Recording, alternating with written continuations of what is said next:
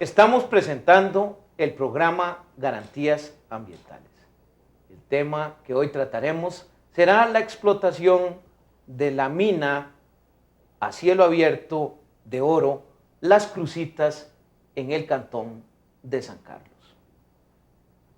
El 7 de junio de 1993, en resolución R-185-93, Ministerio de Recursos Naturales, Energía y Minas, se aprueba el permiso de exploración minera a favor de la compañía Vientos de Avangares Sociedad Anónima en Cruzitas de Cutriz de San Carlos. Las sustancias autorizadas a explorar son oro, plata y materiales asociados. El plazo de la vigencia del permiso fue de 3 años a partir de la comunicación de aprobación del estudio de impacto ambiental. Años más tarde, el permiso de exploración pasa a manos de la empresa Placer Dome de Costa Rica, Sociedad Anónima, compañía canadiense que solicita una prórroga de exploración por 2 años. El 5 de noviembre de 1996, en resolución 4085, se acuerda dar el plazo de vigencia de permiso de exploración por 2 años a dicha compañía. El 21 de noviembre de ese mismo año, la compañía solicita aclaración de resolución y se le indique los requisitos para construir una plataforma de perforación. El 13 de marzo de 1997 se ordena a la compañía Placer Dome Sociedad Anónima paralizar labores de exploración, ya que la compañía no había cumplido con los compromisos estipulados en el estudio de impacto ambiental. Un año después, en resolución 0198 Setena, se levanta la sanción para que la compañía pueda continuar con las labores de exploración. Posteriormente, la compañía Placer Dome vende el proyecto a Lion Lake Mines en febrero de 1999.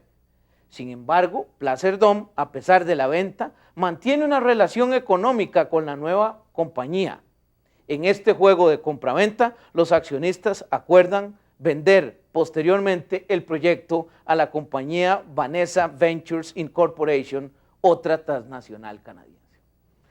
El 17 de octubre de 2001 se aprueba la solicitud de explotación de la mina Las Cruzitas y en marzo de 2002 la empresa presenta ante Setena el estudio de impacto ambiental. Mediante decreto ejecutivo 30.077 del 5 de junio de 2002, publicado en la Gaceta del 12 de junio de 2002, la administración Pacheco de la Espriella establece la moratoria indefinida de actividad minera a cielo abierto. Sin embargo, en reciente decreto ejecutivo 217-2008, publicado en Gaceta 96 del 20 de mayo de 2008, tanto el presidente de la República, Óscar Arias Sánchez, y el ministro de Ambiente, Roberto Dobles, conocen de la recomendación de otorgamiento de concesión de explotación de mina de oro al proyecto minero Cruzitas, expediente 2554, dejando sin efecto el decreto de moratoria establecido en la administración Pacheco de la Espriella. Para analizar y discutir sobre este controversial proyecto, hoy contamos con el abogado Freddy Vargas Chavarría de la Asociación de Iniciativas Populares DITSO y el representante del Frente de Oposición a la Minería de Oro de la Zona Norte, Eli Roque. Se invitó al ministro de Ambiente, Roberto Dobles, quien no respondió a nuestro llamado. Muy buenas noches, compañeros, y bienvenidos al programa Garantías Ambientales. Buenas noches. Freddy, ¿qué compañía está hoy interesada en la explotación del oro en la zona de Las Cruzitas, toda vez que aquí había y existe una compraventa constante de ese derecho de concesión? Sí, buenas noches. Primero que todo, queremos agradecer profundamente que nos hayan invitado a participar en este programa. No nos cabe duda que este es con toda seguridad uno de los proyectos más polémicos que ha habido en Costa Rica durante los últimos años, y así se refleja en la infinidad de artículos, de tesis, de grabación, de trabajos de investigación, recortes de periódico, etcétera, etcétera. Y es importante empezar por decir que el proyecto de Las Cruzitas, al igual que todo el el enjambre que se desarrolla fundamentalmente a finales de la década de 1980, tiene que ver con una política sistemática de las empresas del primer mundo de trasladar sus operaciones al mundo pobre, por varias razones. Primero, la existencia de yacimientos. Segundo, una legislación muy permisiva a nivel ambiental. Tercero, políticas de incentivos y beneficios fiscales para las transnacionales y mano de obra abundante y barata, entre otras razones. Y así la Placer Dome, al lado de otras transnacionales fundamentalmente canadienses, para el caso de Costa Rica y esta región centroamericana, vuelca sus ojos sobre el territorio de Costa Rica y le compra, como usted bien decía, a Vientos de Avangares la concesión para explorar. ¿Vientos de Avangares era un grupo costarricense o un grupo extranjero? En realidad habían ahí varias empresas, me acuerdo el Torito Bravo, la Anaconda, Sociedad Anónima y demás, que eran testaferros que estaban finalmente instrumentalizados por empresas de capital transnacional que no aparecían en ese momento, pero que finalmente en algún momento empiezan a aparecer. Así la Placer Dome revienta, por decirlo de alguna manera, al momento en que compran este proyecto y una serie de errores, la fuerte oposición de la comunidad local y demás, provoca que la empresa llegue a tener muy mala atmósfera a nivel nacional y a nivel internacional. Y como parte de la estrategia de mimetismo, por llamarlo de alguna manera, o de camuflaje, la empresa procura desaparecer, ¿verdad? Y vende su proyecto hacia 1999 a otra transnacional pequeña, no una senior, sino una junior, que era la Lion Lake Mines, que en ese momento estaba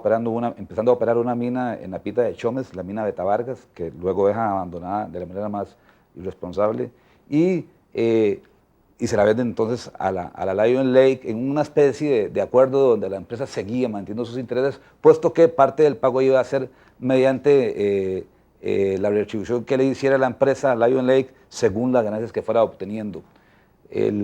Posteriormente, la participación de la Lion Lake es objetada fundamentalmente por la Dirección de Geología y Minas porque era una empresa con un capital muy pequeño, ¿verdad?, que no tenía y en consecuencia no ofrecía ni las garantías en términos financieros, ambientales y demás para manejar un proyecto de tanta sensibilidad social, ambiental y demás. Y aparece entonces la Vanessa Ventures, que es en estos momentos una empresa de capital canadiense, es la titular de la concesión, operando a través de una empresa que se llama Industrias Infinitos Sociedad Anónima. Eli, ¿por qué escogieron, usted que ha pasado 14 años de su vida analizando y discutiendo y oponiéndose a este proyecto de concesión en Las Cruzitas, la zona norte y en especial esa área que se encuentra en la frontera entre Costa Rica y Nicaragua? Habían algunos estudios y algunas exploraciones hechas desde bastantes años atrás que básicamente con unas tomas de fotografías satelitales confirman la existencia de oro en esa zona. Y es precisamente lo que se convierte como en el aviso para que lleguen a la zona empresas interesadas en esa exploración y posterior explotación.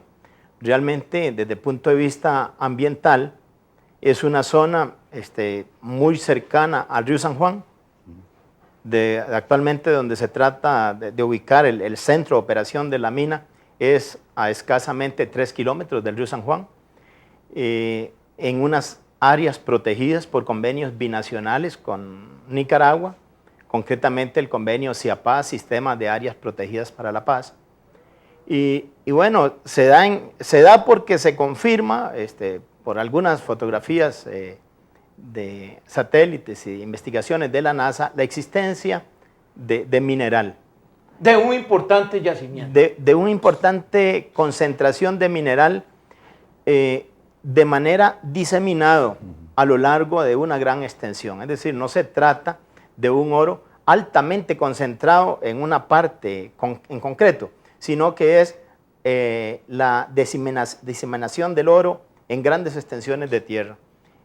Se dice que en una proporción aproximada de 1 gramo de oro en 1 tonelada de roca, de manera que hay que movilizar millones de toneladas de roca para poder extraer lo que se pretende extraer en esa mina. Es una zona en el área del distrito de Cutris, una área cubierta de bosque, bosque intervenido, bosque secundario y también bosque primario. Dos cerros muy importantes, el Cerro Fortuna y el Cerro Botija, donde hay varias nacientes de quebradas y arroyos. Casualmente esos cerros son candidatos a ser literalmente destruidos después de la fase de explotación. Costa Rica cuenta con importantes yacimientos de oro que significan o significarían ingreso para el país. ¿Por qué una oposición tan férrea a este proyecto por parte del Frente de Oposición a la Minería de Oro de la zona norte, Freddy? Sí, en realidad es una pregunta esencial, medular. Nosotros estamos convencidos de que es un pésimo negocio para el país. En primer lugar, estamos hablando de una actividad, pues, con toda seguridad, la actividad industrial más destructiva. Hay abundante literatura nacional e internacional que así lo evidencia. La historia es también categórica en ese sentido. Pero además estamos hablando de una actividad en donde los grandes beneficiados son los países del mundo rico. Recordemos que las compañías transnacionales, justamente en la década de 1990, por decisiones explícitas de sus gobiernos, como el caso de Canadá, por ejemplo, en donde incluso se empiezan a subvencionar a las compañías mineras para que se trasladen a otras partes del planeta a través de capitales que se les facilitan desde los fondos de pensiones de los ciudadanos canadienses, para que vayan a generar todos los procesos de contaminación, de degradación ambiental, de desestructuración productiva, social, cultural, a otros países y no en sus países. Y ese fenómeno se extiende, se da justamente en un momento en el que en el año 1991, por ejemplo, una empresa que ahora no recuerdo el nombre, solo en el estado de Colorado, a través del empleo de esta tecnología moderna que le llaman minería a cielo abierto por lixiviación con cianuro, que permite la recuperación de grandes yacimientos diseminados, concentrados en leyes muy bajas. Solo en ese año esa empresa logró recuperar más oro que todo el oro que se logró durante la fiebre del oro en California en el siglo XIX. Sin embargo, ellos deciden trasladar esta actividad tan contaminante y tan costosa ambientalmente a los países del tercer mundo. La maquinaria que se emplea es maquinaria que se produce en el mundo rico. Los insumos que se ocupan son insumos que se producen en el mundo rico. ¿Qué es lo que queda para nuestros pueblos, don Gabriel? Lo que queda para nuestros pueblos es la destrucción ambiental, las espirales de envenenamiento de los mantos acuíferos superficiales o subterráneos, la pérdida de suelo, algunos empleos, pero a la vez grandes procesos de desestructuración a nivel de las estructuras de la economía tradicional, grandes procesos de desestructuración de los patrones de relacionamiento interfamiliar, sociales, grupales, a nivel comunitario. Y en síntesis, como dice el pueblo, uno se come la piña y a otros nos queda doliendo la panza. Incluso es importante decir que cuando nosotros estuvimos de lleno en esto, logramos conseguir una certificación del Ministerio del Ambiente, del Ministerio de Hacienda, que no me acuerdo ahora, creo que era Herrero, el ministro, en donde tuvieron que certificarnos que de 1990 a ese año, creo que era el año 1999, el fisco costarricense no había recibido un solo 5 por concepto de impuestos provenientes de la actividad minera. De manera que estamos hablando de que es una actividad, como bien lo dijo el geólogo Alan Astorga, en el marco de un informe que, en tanto miembro de la Escuela Centroamericana de Geología, él presentó en su oportunidad a solicitud de la Secretaría Técnica Nacional Ambiental. Es una actividad en la que definitivamente los costos son muy superiores a los beneficios que va a recibir nuestro país. Estamos analizando, discutiendo la posible explotación de oro a cielo abierto en la zona de Cruzitas, Cantón de San Carlos. Vamos a un corte y ya volvemos.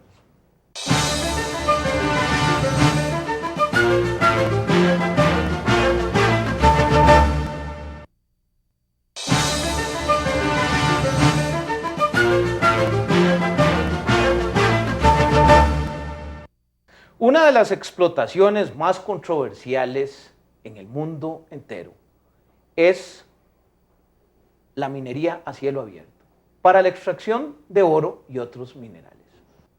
Freddy, ¿por qué la concesión ha sido vendida a diferentes compañías desde su otorgamiento en 1993? ¿Cuál es el propósito de este juego de compras y ventas? Desde el punto de vista de la legal, formal, hubo hacia 1992, 93, una reforma del Código Minero que permitió que, a pesar de ser derechos personalísimos, ¿verdad?, porque se conceden, la concesión se otorga específicamente a una persona, se permitió que se hicieran las ventas sin la autorización previa de la Contraloría General de la República.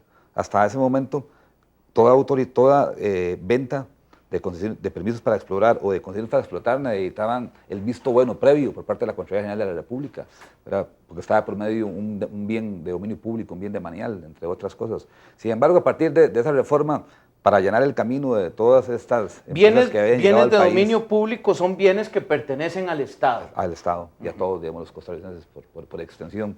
Y entonces se dio esta reforma para facilitar, ¿verdad?, y allanar el camino para este montón de empresas transnacionales que habían llegado a clavar sus garras en territorio costarricense. En realidad, a nosotros nos parece que esto tiene que ver fundamentalmente con el propósito de hacer que desaparezca un poco la empresa que originalmente se identificó con el proyecto, que era la Placer Dome Corporation, que actuaba en Costa Rica a través de una filial que se llamaba Placer Dome de Costa Rica. ¿Por qué? Porque las investigaciones que nosotros hicimos en su oportunidad, a través de amigos a lo largo y ancho del planeta, nos documentaron fehacientemente las atrocidades y todos los problemas que ellos habían enfrentado en la operación y en la explotación de muchas minas en Papúa Nueva Guinea, por ejemplo, en documentos donde ellos mismos reconocían que arrojaban los desechos al mar, de los desechos producidos de sus actividades mineras, y por toda la mala atmósfera que se le había generado en la zona norte, que incluso obligó, como usted bien leía al inicio, ¿no, Gabriel?, obligó a que la CETENA le ordenara suspender su proyecto por todos los daños que había provocado durante la fase de exploración. Nosotros creemos que anda por ahí. Entendemos en estos momentos, y hay que estar alerta de esto, y es una de las preocupaciones a futuro que tiene que estar en la retina de los ciudadanos costarricenses y especialmente de los que amamos la vida y soñamos en un país que tenga verdaderamente un desarrollo sustentable, sano, en el largo plazo. Queremos llamar poderosamente la atención sobre el hecho de que en estos momentos se confabulan dos elementos que atentan contra la posibilidad de desarrollar otro tipo de actividades sanas y duraderas en el largo plazo en relación con el tema de la minería. Una son los altos precios internacionales del oro. Sí, está a 982,50. Exacto, está rayando casi los $1,000 la onza Troy, que son 3.1 gramos de oro.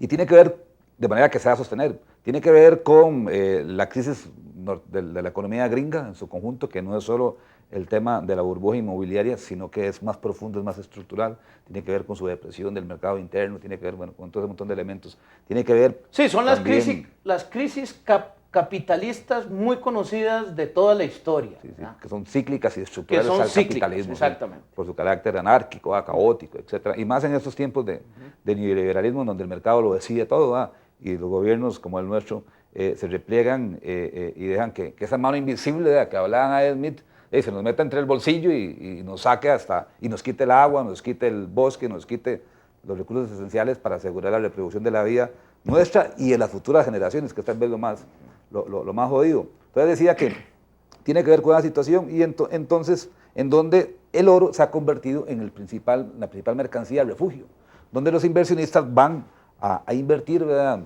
sus capitales financieros con toda la solidez que les respalda el oro.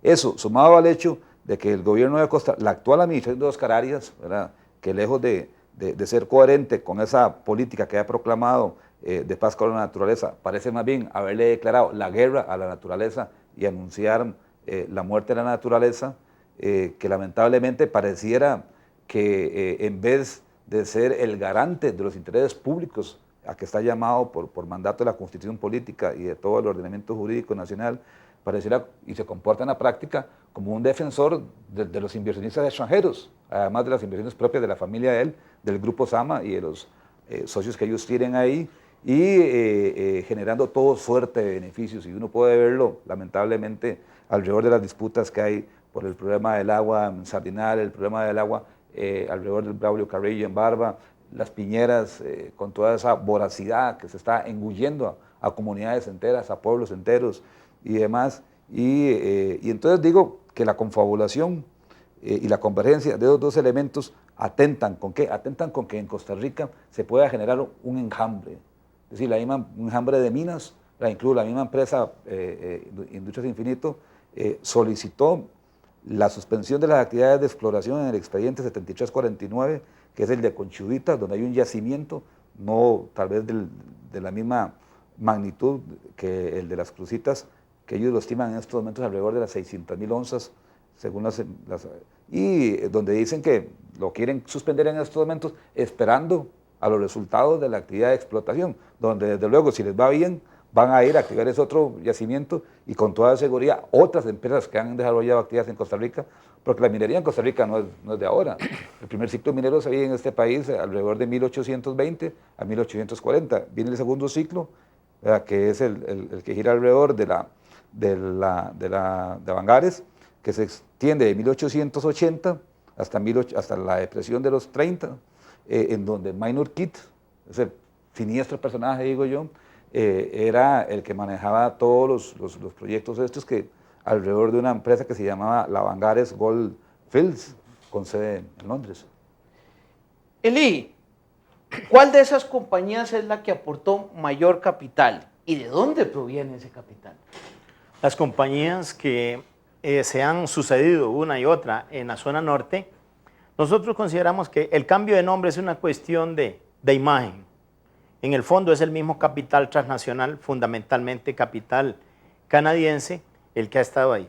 Y tal vez ante el deterioro de la imagen de una empresa, de un apoderado generalísimo, de un gerente general, de un momento a otro aparece otra empresa, otro gerente general. El que era gerente aquí se va a gerenciar Miramar, el que era gerente, es decir, hacen un juego de fichas, pero es la misma gente, el mismo capital, tratando de, algunas veces, de mejorar la imagen ante los accionistas. Sí, de camuflar. De camuflar. Lo dijo Freddy. Sí, es un camuflaje y entonces, en ese sentido, nosotros creemos que la madre de todas es Placerdón y que ha estado presente y los inversionistas han estado tras del proyecto original y han estado haciendo una especie de camuflaje. En realidad es un capital que llega al país y en un proceso bastante rápido, ubicado en el tiempo, 8 o 10 años, por ejemplo, está solicitada esta autorización que ya tienen por parte del gobierno actual, está para 10 años, es decir, son 10 años de fiebre del oro. Posteriormente a una fiebre que queda un estado de desnutrición de una comunidad, literalmente. Comunidad que ha dicho no de las más diversas formas, argumentando en cada una de que no es una actividad que venga a ser sostenible, que pueda desarrollar y responder realmente de acuerdo a las características culturales, educativas, tradiciones, costumbres de los habitantes de esa región. Y más bien tiende a complicar el panorama en la región, porque es una zona, como decíamos antes, fronteriza, es una zona en conflicto, tenemos conflictos alrededor del tema del río San Juan, y esto viene a engrandecer, a elevar más este conflicto por la zona fronteriza. De manera que estas empresas, distintos nombres, a veces muy bonitos, a veces muy criollos, para nosotros eso ha sido insignificante y siempre lo hemos tomado como la manera de enredar a la gente. Otra empresa, otra gente, pero son los mismos intereses, el mismo capital. ¿Por qué Setena, Freddy, el 13 de marzo de 1997, ordena a la compañía paralizar las labores de explotación por no haber cumplido con los aspectos de evaluación ambiental estipulados en el artículo 20 de la Ley Orgánica del Ambiente? Como usted decía, Gabriel, este proyecto no solo es de muchos años, sino que es un proyecto complejo y aquí hay más de un gato encerrado, ¿verdad? Definitivamente. y aquí ha habido, como decimos... Oro encerrado que quiere ser destapado. Mucho oro que quiere ser destapado, ¿verdad? Y se han dado situaciones que es kafkianas casi, ¿verdad? Procesos amañados, situaciones muy irregulares, y yo voy a referirme así, voy a tratar de ser bien concreto, aunque es para hablar mucho sobre este punto. Pero efectivamente, en el 2003, el 11 de marzo, la Secretaría Técnica Nacional Ambiental dijo, el proyecto no va, porque no es viable en términos ambientales. Y es importante que esta resolución, porque esta resolución, partiendo de que estaba planteado un conflicto socioambiental de grandes proporciones en la zona. ¿Por qué, Freddy? Por tratarse de una actividad tan agresiva, por tratarse de una zona binacional, como decía Lee Roque, ¿verdad? Por tratarse de una región en donde hay toda una tradición campesina, de una región que se opuso desde el inicio de una manera fundamentada al un ecosistema frágil también. Muy frágil, con niveles altísimos de precipitación anual, con bosque primario, con especies incluso, no solo especies endémicas, sino incluso con especies amenazadas de extinción, como el caso del manatí, la lapa verde, ¿verdad? Entre otras cosas. Entonces quiero decir que partiendo de eso, la CETENA, y entendiendo las grandes limitaciones que tenía, de la manera más sensata, le pidió a la Universidad de Costa Rica, entre otros, que ayudaran en la evaluación del estudio de impacto ambiental. Y en esa oportunidad, al menos la Escuela Centroamericana de Geología, a través de un informe que presenta don Alan Astorga, que en algún momento él fue director de la CETENA, cuando se llamaba la CONEIA, la anterior Comisión Nacional de Evaluación de Impacto Ambiental, y otro informe que presenta el geólogo Sergio Rivera Araya, y además un informe que presentan desde la Facultad de Ciencias Sociales y de Antropología de la Universidad de Costa Rica, por parte de la máster Carmen Araya y don Mario Ramírez, que se llama Valoraciones Sociológicas y Antropológicas al Estudio de Impacto Ambiental del Proyecto Minero Las Cruzitas, generan una argumentación suficiente y contundente para que la CETENA, en resguardo de los intereses nacionales, en resguardo del derecho fundamental que tenemos todos los ciudadanos costarricenses a gozar de un ambiente sano, y invocando, aun cuando no estaba establecido en ese momento el principio precautorio, para que la CETENA diga, señores, esto no va, esto no tiene ni pies ni cabeza. Y yo quiero aquí citar un par de argumentaciones que se generaron en el marco de esta resolución de la CETENA de marzo del 2003. Y una tiene que ver con la dimensión binacional del proyecto, que por desarrollarse en una cuenca, incluso una cuenca de carácter regional, más allá de Nicaragua, que es la cuenca del río San Juan. Nosotros no podemos perder de vista de que históricamente han habido problemas binacionales, de orden diplomático, de orden político. ¿Verdad? Hay acusaciones permanentes de parte del gobierno, de parte de las organizaciones nicaragüenses, de parte del pueblo nicaragüense, en términos de que nosotros hemos estado contaminando sistemáticamente la cuenca del río San Juan, que tienen razón en muchos sentidos, ¿verdad? En términos de la actividad irresponsable por parte del gobierno costarricense. Y aquí se menciona en este documento, dice, estos ecosistemas no solo se limitan al ámbito local de la microcuenca donde se ubica el proyecto, sino que pueden pasar a la subcuenca hidrográfica e incluso al río San Juan, lo cual hace que el problema ambiental adquiera otras dimensiones, incluso políticas y diplomáticas, que no están valoradas en el estudio de impacto ambiental.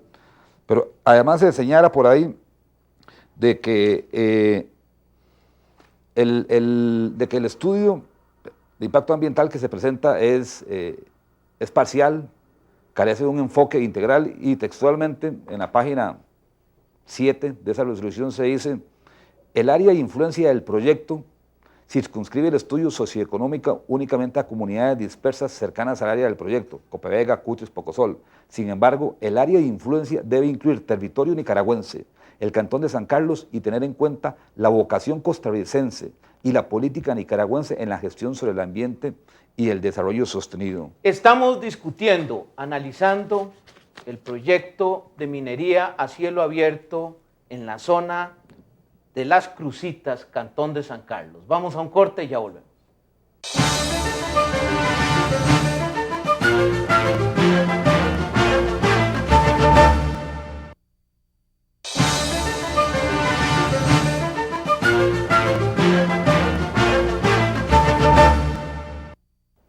intereses económicos, intereses políticos, son los que están promoviendo actividades mineras como la de las Cruzitas y en otras zonas del mundo, incluyendo Centroamérica. Para discutir y analizar este caso, hoy tenemos al señor Freddy Vargas del grupo DITSO y al señor Elí Roque del Frente Nacional de Oposición a la Minería en la zona norte. Freddy, discutimos que Setena en sucesivas resoluciones rechaza el informe de impacto ambiental, viabilidades ambientales, y siempre aduce este argumento. Una vez más, paralizó la concesión 7339 por incumplimiento de obligaciones ambientales. ¿Por qué hacen o qué?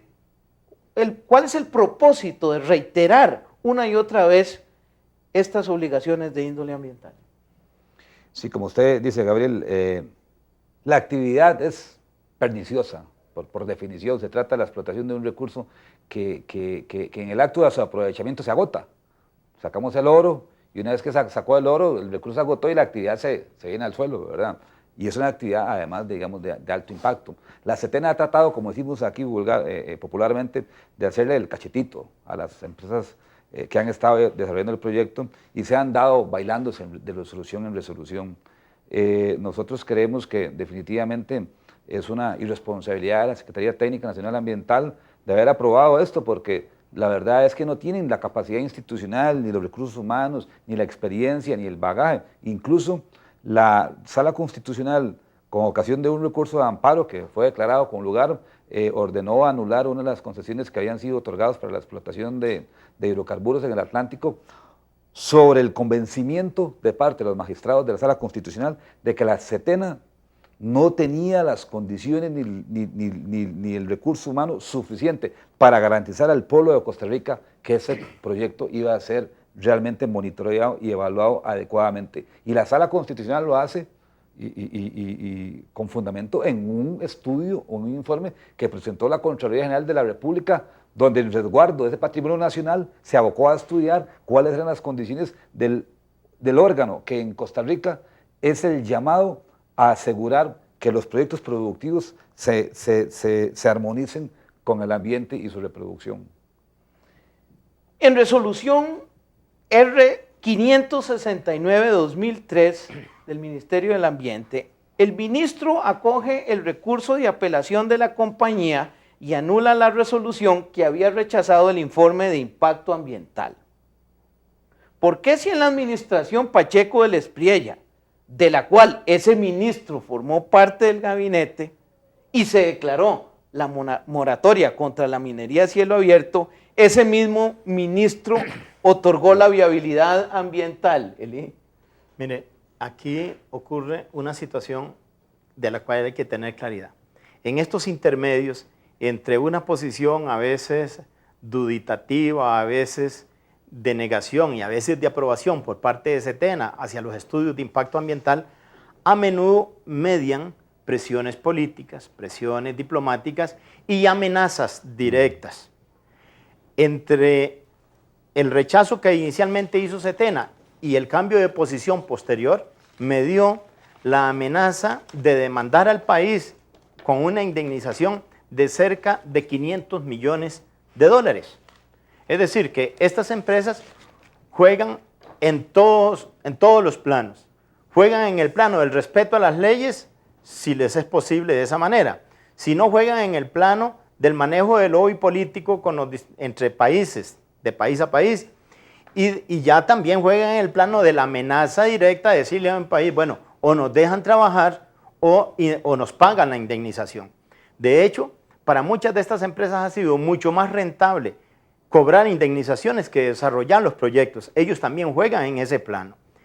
¿Qué pasa? Bueno, eso es un juego desleal. Eso es un juego desleal. Muchos estados han pagado indemnizaciones y se ha convertido casi en una práctica de las empresas demandar a los estados, nos indemnizan y entonces nos quedan más ganancias que haber desarrollado el proyecto. En este caso, el capital canadiense invoca un convenio, Un acuerdo. acuerdo de inversiones, un acuerdo bilateral de inversiones, mediante el cual ya quedamos atados para impedir la inversión de capital canadiense. Y ahora, en el marco del Tratado de Libre Comercio, que es exactamente dar un marco jurídico que nos inhibe a nosotros casi de reclamar o de decir no, y se abren las puertas. Entonces, no es casual que toda esta acción, diciembre, enero, marzo y mayo de este año, se ubica inmediatamente después de que en el referéndum, en la consulta que se hizo y todo lo que ahí sucedió, ya sienten que hay un respaldo y que ya no se les puede decir que no, esto es un mal indicio y hacia futuro no tenemos capacidad de decir que no porque nos pusimos una camisa de fuerza. Freddy, ¿por qué la Sala Constitucional en sentencia 2004-13.414 del 26 de noviembre de ese mismo año, 2004, anuló la concesión para explotar el oro en las Cruzitas? Sí, la Sala Constitucional en esa resolución básicamente tuvo, por cierto, dos cosas.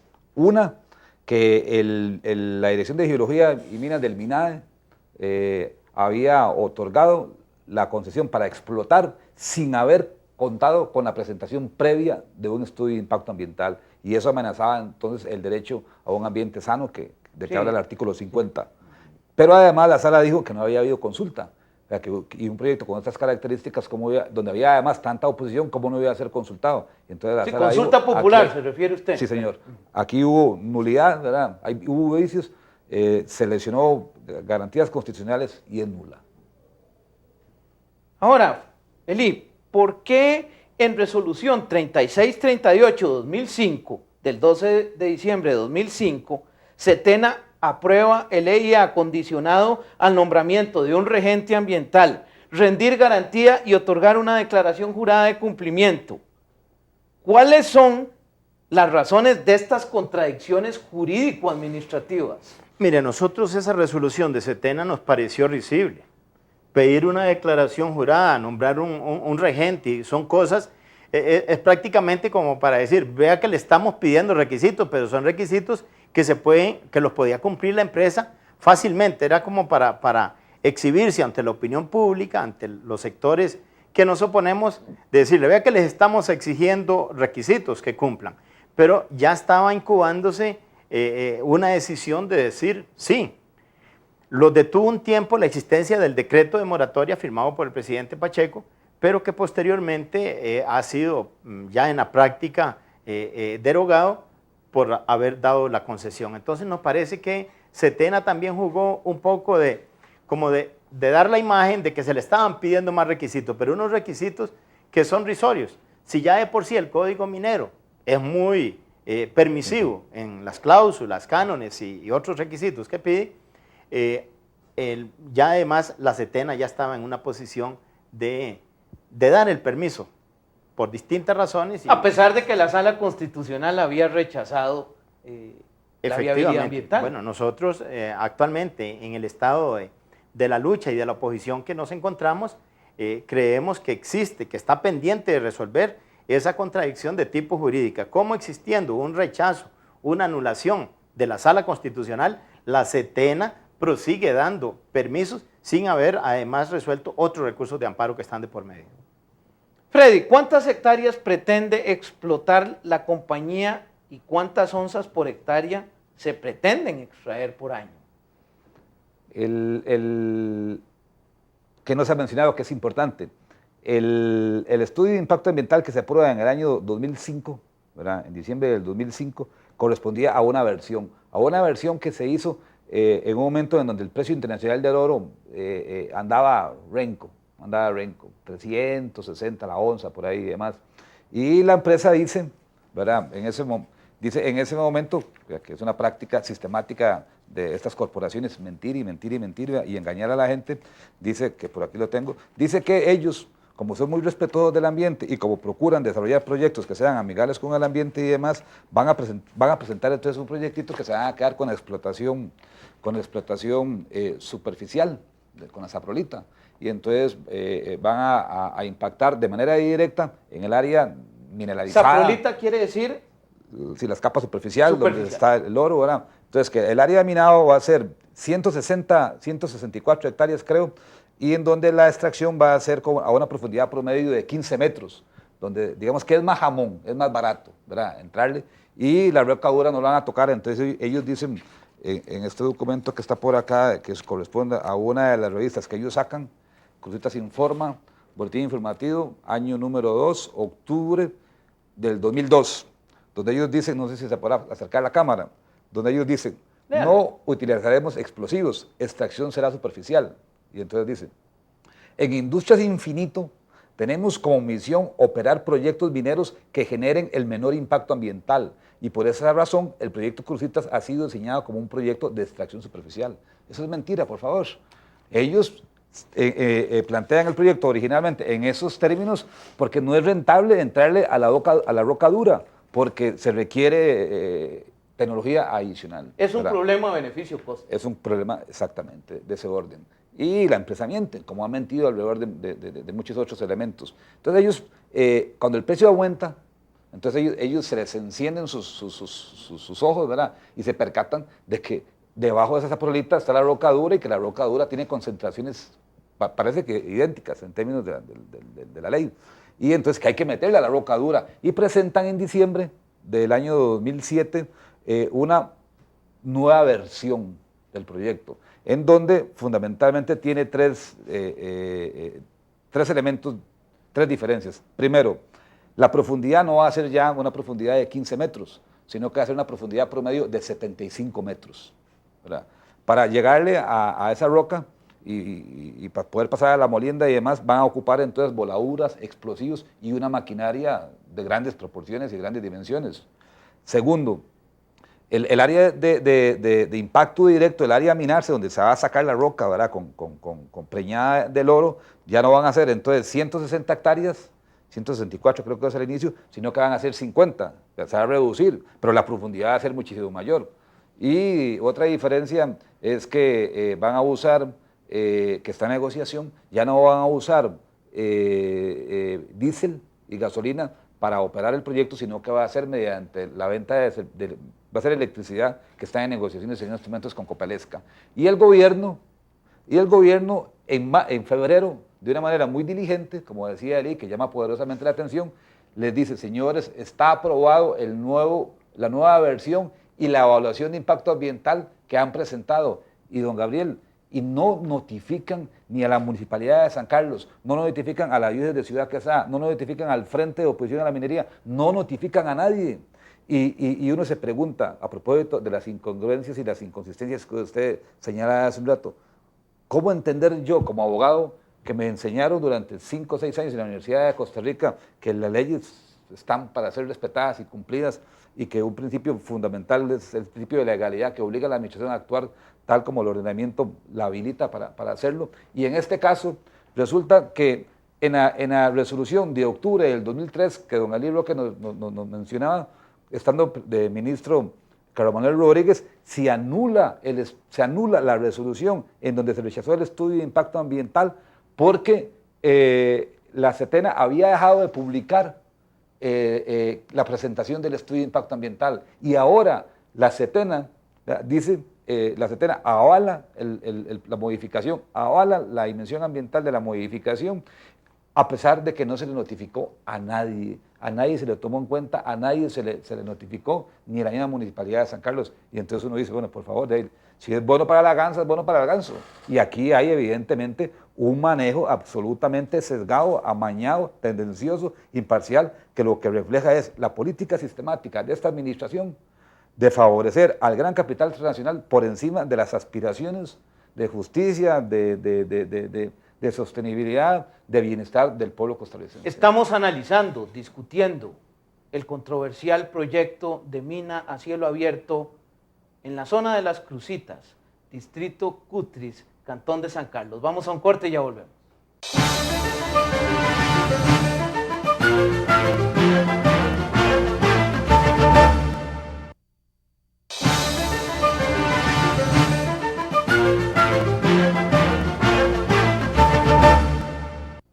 Analizamos explotación posible de la mina Las Cruzitas en la zona norte de nuestro país. Invitamos a Freddy Vargas del Grupo DITSO y a Eli Roque del Frente de Oposición a la Minería a Cielo Abierto en la zona norte. Freddy, en esa secuencia histórica que usted hizo con anterioridad, no se mencionó la parte de la explotación de los años 80. Me refiero al caso de la mina Macacona, como la explotación minera más grande de todo Centroamérica. Se violentó el subsuelo, los niveles freáticos fueron alterados, el cianuro en algunos casos se regó a la quebrada Turbina que pasaba cerca de la mina Macacona. ¿Podría repetirse esto en el caso de la mina de Las Cruzitas? Yo pienso que lamentablemente la historia reciente debe ser un espejo poderoso en el que nos veamos como pueblo. Lo que ha sucedido con la mina Macacona se repitió con la mina Betavargas, que yo refería. Igual una mina que operó de manera ilegal porque nunca contó con el permiso, con la patente de la Municipalidad de Punta Arenas, y tal como llegaron, así se fueron de la noche a la mañana, dejando una secuela de destrucción, de contaminación, en este caso sobre el río Lagarto, el Tajo abierto sin ninguna restauración, que es esencial en este tipo de proyectos, y también lo que ha sucedido recientemente en el caso de Miramar. En Miramar no podemos perder de vista, en Miramar estamos hablando de una mina de oro a cielo abierto por ligación con cianuro, las mismas condiciones, en donde fue la misma, una mina que ha estado afectando y ha generado importantes impactos, y una mina en donde son los mismos propietarios de la empresa y sus funcionarios a cargo de la administración y la operación de la misma los que se percatan de que se está produciendo un deslizamiento o un desplazamiento de 1 centímetro por día de taludes y de otros lugares donde hay almacenado materiales, ¿sí? Que desde luego anuncian una catástrofe, ¿verdad? Y sin embargo, la CETENA, que debió haberlo fiscalizado, nunca lo hizo. ¿Qué quiero decir? O sea, a nosotros no nos cabe la menor duda de que sigue siendo definitivamente un pésimo negocio.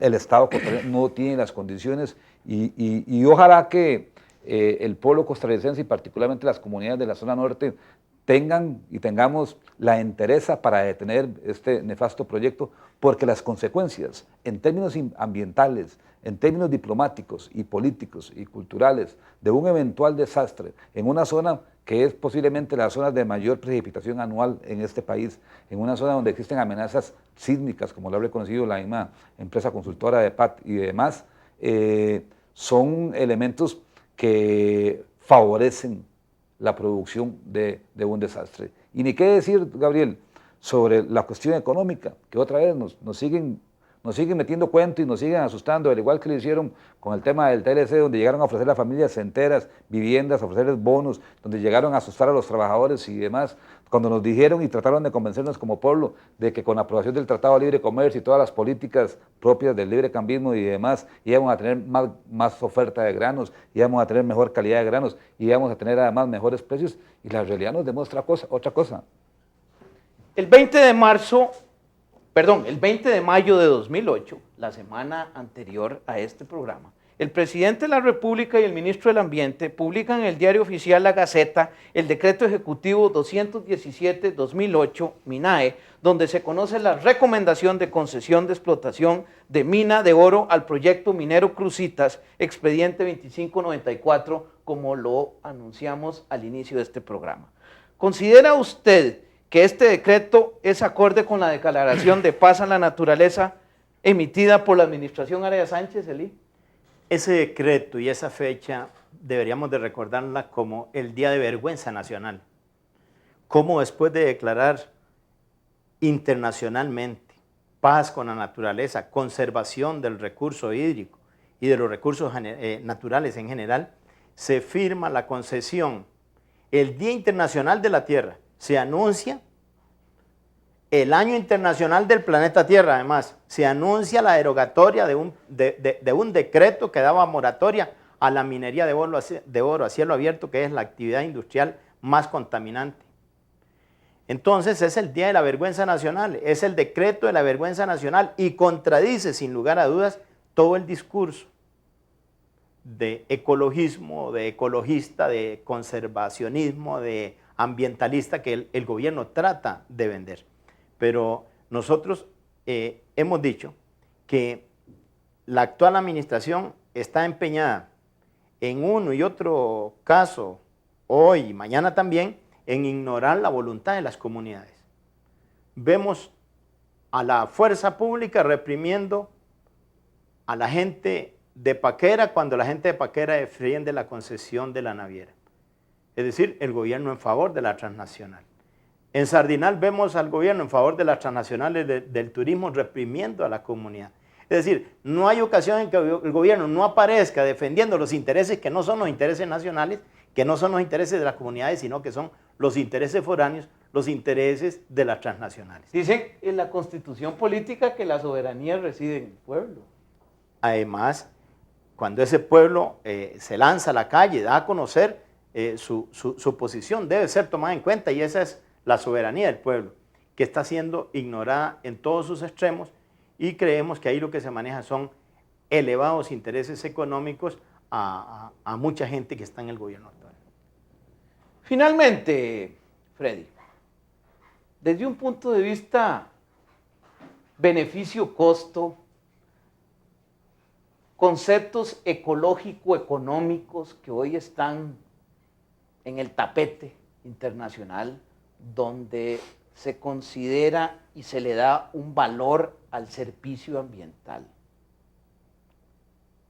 Las explotaciones de oro realizadas en Costa Rica no aportan ingresos significativos a las arcas del Estado, como usted lo mencionó con anterioridad. ¿Podría suceder lo mismo con el proyecto de Las Cruzitas? En el caso de Miramar, por ejemplo, don Gabriel, la empresa se acogió al régimen de zona franca. La empresa reportó para el año 2006 utilidades superiores a los 5.6 millones de dólares. De eso no ingresó nada al fisco, no ingresó nada a la municipalidad, porque todos sabemos en qué consiste. O sea, no tiene ningún impacto en el Producto Interno Bruto. Finalmente, se favorece los grandes inversionistas canadienses, las empresas que producen la maquinaria que se usó en la mina de Bellavista, etcétera, etcétera. Pero para las poblaciones locales, ¿qué es lo que queda? Río, quebradas contaminadas, acuíferos comprometidos, bosques abrasados, destruidos, montes arrasados. Es decir,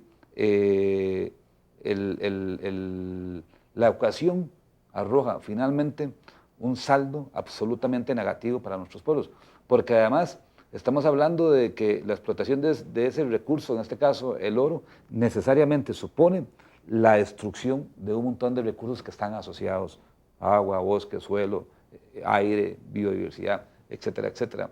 Y yo quiero aquí cerrar llamando la atención sobre un elemento que uno no puede pasar por alto, y es que cómo es posible que en este proyecto ya se cuente con un visto bueno por parte del Ministerio de Agricultura y Ganadería sobre el uso del suelo, en el sentido de que dicen los señores del INTA que de que aquí no hay ningún inconveniente en desarrollar el proyecto minero, porque dicen que, de acuerdo a las declaraciones juradas que presentó la empresa, que ahí nos decía, y de acuerdo al estudio de impacto ambiental, no va a haber cambio de uso del suelo, prohibido por el artículo 19 de la ley forestal, porque dicen los señores del INTA, anterior Departamento de Investigaciones del Suelo, del MAC, de que los mineros van a encargarse de remover el suelo, la capa forestal, apilarla muy ordenadita, poner encima la otra tierrita y demás, y esas 20 hectáreas, que es el promedio que 20 hectáreas por año, y que una vez que han arrasado con esas 20 hectáreas, abriendo cráteres de 75 y hasta más metros de profundidad,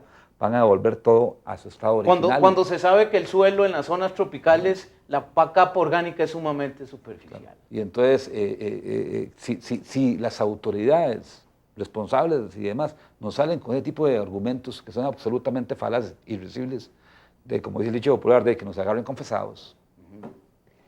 Agradecemos la presencia de don Freddy Vargas, del Grupo Ecologista Tixó, y al señor Eli Roque, del Frente Nacional contra la Oposición a la Minería a Cielo Abierto. Y a ustedes les agradecemos su presencia en un programa más de Garantías Ambientales. Muy buenas noches y